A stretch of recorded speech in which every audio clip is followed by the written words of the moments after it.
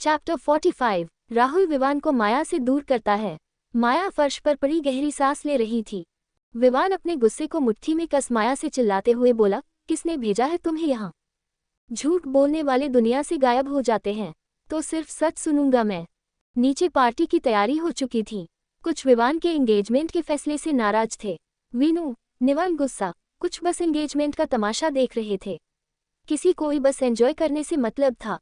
राहुल नीचे आ सभी गेस्ट से बोला, ये पार्टी आज हमारे न्यू प्रोजेक्ट की खुशी में है, प्लीज आप सब एंजॉय कीजिए।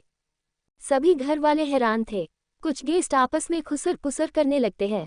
वीनू गुस्से से अपनी मुठिया कश इस रूम की तरफ चली जाती है जहां विवान और माया मौजूद थे। वीनू रूम में जा सीधा दरवाजा धड़ाम की आवाज से खोलते हुए अंदर जा विवान की कॉलर पकड़ते हुए उसे झांझोर कर बोली है, ये सब क्या चल रहा है तुम्हारे दिमाग में? पहले इस लड़की से एंगेजमेंट करना चाहते थे और अब इस एंगेजमेंट पार्टी को प्रोजेक्ट की सेलिब्रेशन पार्टी बता दिया। चल क्या रहा है तुम्हारे दिमाग में?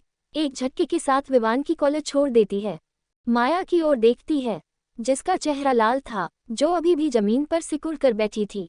वीनू उसे बाजू से पकड़ खड़ा कर बोली, विवान से बोली, इससे शादी करना चाहती थे ना? इसके कारण मेरी बहन से डिवोर्स लिया ना तुमने? उसकी रिस्पॉन्सिबिलिटी लेने से इनकार किया ना तुमने? इस लड़की के कारण है। क्या है ऐसा इस लड़की में? इतना बोलते समय वीनू के हाथों की पकड़ माया के बाजू पर कसती जा रही थी। विवान खामोश खड़ा था और विवान की खामोशी वीनू को चुभ रही थी।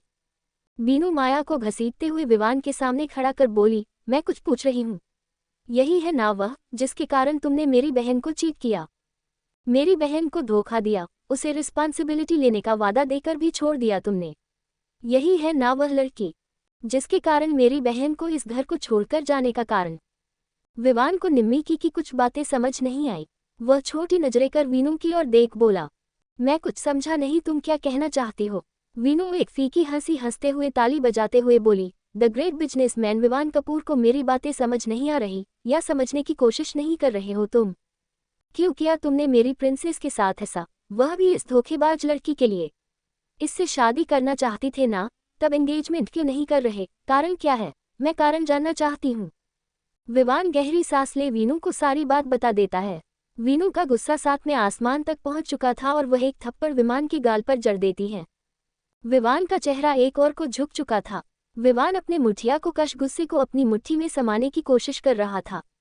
निम्मी विवान को उंगली दिखाते हुए बोली, जिस कारण इस लड़की की रिस्पॉन्सिबिलिटी ले रहे थे, उस रात के लिए बेवकूफ इंसान वह लड़की कोई और नहीं, मेरी निम्मी थी। मतलब कम से कम एक बार निम्मी में से खुलकर इस बारे में बात तो की होती तुमने। उसे लगता है कि तुम इस माया से प्यार करते हो, वह तुम दोनों के बीच में आ रही थी और वह बेवकूफ लड़की बिना कुछ सोचो मुझे, इस घर को, सब कुछ छोड़कर चली गई। इतना बोल वीनू विवान की कॉलर पकड़ उसे अपनी ओर खींचते हुए बोली, मुझे मेरी बहन वापस चाहिए, समझे तुम, वरना मैं कपूर को बर्बाद करके रखूंगी। Flashback and. यही सब छोड़ विवान की आंखें नम थी। दरवाजे पर दस्तक हुई जहां निम्मी खड़ी थी। विवान बस उसे अपनी नम आंखों से देख रहा था। निम्मी अपने इमोशंस को कंट्रोल कर धीमे कदमों से विवान के सामने आ खड़ी हो जाती है। विवान निम्मी को देख घुटनों के बल बैठ जाता है। विवान माफी मांगते हुए बोला, I am sorry Nimmi, I really sorry, काश मैंने तुम्हारी बात सुनी होती, अपने दिल की तुम्हें कही होती, तो आज ये नौबत नहीं आती, हम इतनी दूर ना खड़े होते। सॉरी, एक पल के लिए मुझे लगा तुमने ऋषि के साथ अपनी नई लाइफ शुरू कर ली। निवांश तुम दोनों का बेटा है, मुझे माफ करना, मैंने तुम्हारे रिश्ते को गलत समझा, मुझे माफ कर दो निम्मी, वापस आ जाओ। ये कहते समय विवान का गला भर आया। विवान का 7 साल से छिपा दर्द आज निम्मी के सामने बाहर निकल रहा था, जिसे वो ना जाने कब से सभी से छिपा कर बैठा था। निम्मी विवान के सामने बैठ बोली, सारी गलती आपकी नहीं, कुछ तो मेरी भी है, मैंने आपको आपके बेटे से दूर रखा, आई एम सॉरी। इतना बोल विवान को गले लगा लेती है। दोनों ही कुछ देर तक ऐसे ही थे, जब तक दरवाजे पर दस्तक नहीं हुई। सामने निवांश था। वो अंदर आ निम्मी की ओर देखता है, आंखों ही आंखों में सवाल कर रहा था। निम्मी अपने सर हिला देती है, निवांश के सवाल को समझ। निवांश विवान को देख बोला, डेड। इतना बोल विवान को गले लगा लेता है। विवान भी अपने बेटे के मुंह से डेड सुन खुशी के साथ इमोशनल भी था। निम्मी इमोशनल होकर दोनों बाप बेटे को देख रही थी। विवान निम्मी को इशारा कर अपने पास बुलाता है। निम्मी भी दोनों बाप बेटे के गले लग जाती है। दरवाजे पर खड़ा ऋषि उन्हें देख रहा था। वो खुद से बोला, अब मेरी दी की फैमिली पूरी हुई। वो थोड़ा इमोशनल हो गया था। लेकिन खुद को कंट्रोल कर वापस से सभी के पास नीचे चला जाता है। विवान निम्मी से बोला, प्लीज अब मुझे छोड़कर जान, मैं अपने पास्ट की गलती को सुधार हमारे बेटे के साथ एक नई जिंदगी की शुरुआत करना चाहता हूँ। निम्मी भांपना से हाँ में हिला विवान की बात पर सहमति जताती है।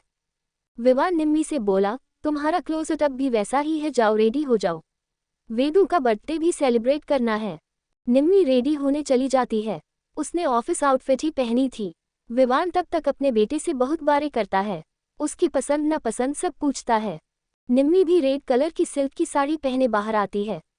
वो दुल्हन सी तैयार थी, कमी थी तो उसके मांग में सिंदूर और गले में मंगलसूत्र की। विवान निम्मी के पास आ बोला, नीचे चले, इतना बोल अपना हाथ आगे कर देता है। उसने निवांश को गोद में उठा रखा था। निम्मी विवान की बाजू पकड़ उसके साथ नीचे की ओर चली जाती है। नीचे उन तीनों को साथ देख सभी खुश थे। माधव भी आ चुका था। निम्मी माधव को देख उससे मिलती है और अपने बेटे को भी मिलवाती है। लाइक शेयर कमेंट सब्सक्राइब करते रहिए, आगे जानने के लिए बने रहिए।